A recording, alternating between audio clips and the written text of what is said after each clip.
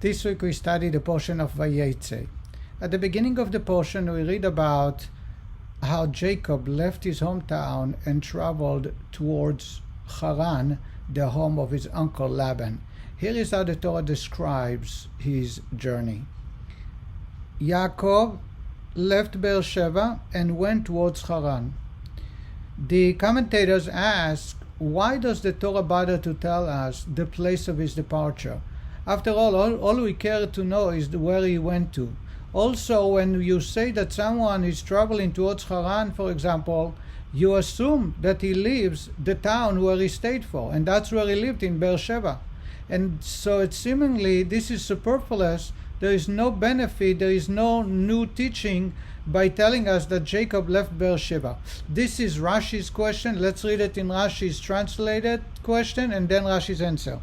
Rashi asks, Scripture only needed to write Yaakov went to Haran. Why did it mention his departure, Beersheba? Here is Rashi's answer. This teaches us that the departure of a righteous man, a tzaddik, from a place make an impression. For while the righteous man is in the city, he is its awesome aura, he is its guiding light, and he is its honor. When he departs from there, its awesome aura has departed, its guiding light has departed, and its honor has departed. Rashi says that a tzaddik, a righteous man living in town, adds and brings great benefit to town and makes an impact in town, brings awesome aura, light, and honor. When he leaves town, suddenly there is a void that is created by the tzaddik living town. And that's why the Torah tells us that he left Beersheba, meaning that everybody felt the void of Jacob in that town. The Medrash, bringing this answer, is asking a simple question that Rashi did not address.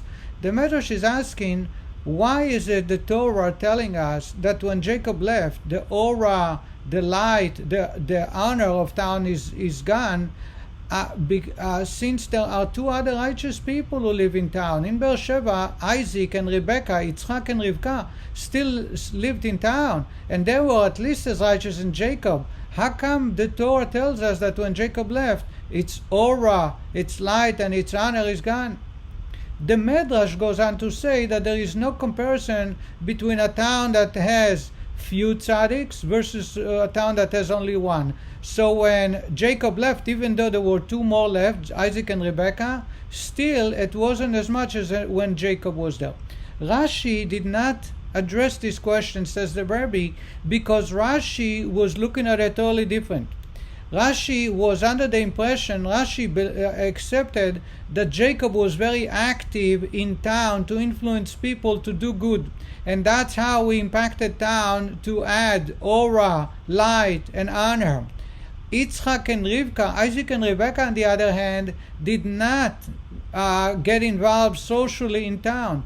Yitzchak, Isaac at the time, we just read last week, was already blind, so he stayed home. Rebekah was his wife. Similarly, she was taking care of him. So they had no time to invite people over to the house, to go out and influence people, to teach people the right way, to live, to show by an example. The only one who was able to do it was Jacob. Jacob was out there looking out for people, caring for people, lending a hand, teaching people and making sure people follow the right way. And that's why the Torah tells us when Jacob left, suddenly its aura, its light, its honor is gone, because there wasn't anyone to influence the town's people.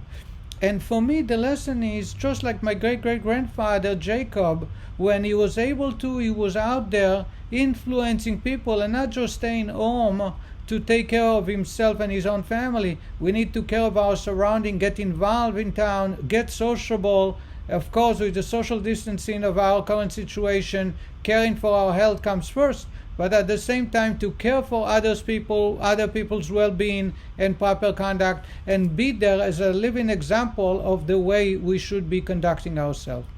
Thank you very much for listening.